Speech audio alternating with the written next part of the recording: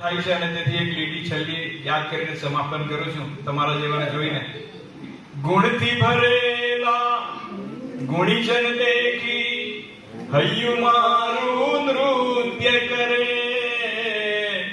હૈયું મારું કડો દાસની પ્રાર્થના પણ ઘણા તો યાદ આવતી હશે અને નાનુભાઈનો ચહેરો પણ દેખાતો હશે.